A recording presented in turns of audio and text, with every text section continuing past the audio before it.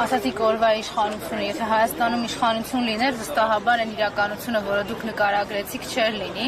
Այդ մարդկանց 2018-ին Հայաստանում իշխանության էին բերում, թույլ էին տալիս, որ իշխանությունը զավթեին, աչք էին փակում այդ ամեն ինչի վրա իրենց արտաքին տերերը մի բանի համար, որպեսզի կործանեն հայկական հաղթանակները, մոռացության տան այն բոլոր արժանապատիվ եւ հաղթական պահերը, որտեղ հայ ժողովուրդը ունեցել է իր անուրանալի դերն ու նշանակությունը։ Իրենք գալիս էին նրա համար, որ ոչ թե հայ ժողովուրդը հպարտանա Շուշիի ազատագրմամբ, այլ գալիս էին նրա համար, որ Շուշին դառնա դժգույն եւ դժբախտ։ Գալիս էին նրա համար, որպեսզի մեծ հայրենական պատերազմում տարած հաղթանակը, հայ ժողովրդի մասնակցությունը մոռացվի, ուրացվի։ Հիմա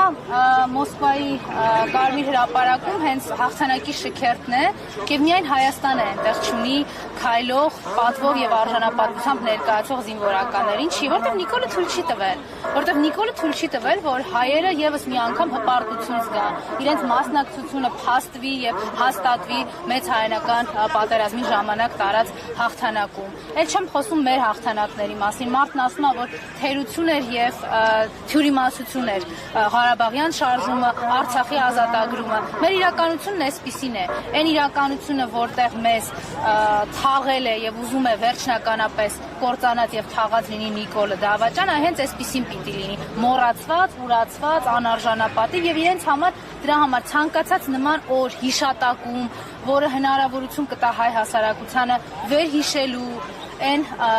անմոռանալի եւ անուրանալի ապացույցները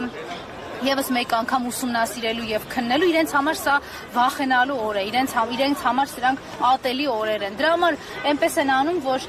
չլինեն այդ հաղթանակների կողքին, որպեսզի հայ ժողովուրդը հանգարց չվերհիշի իր արժանապատվությունը, որտեղ այդ արժանապատվությունը մեր հոգու եւ սրտի մեջ տանելու արդյունքում է, որ վաղվա հաղթանակները կարողանալու ենք կերտել։ Շնորհակալ եմ։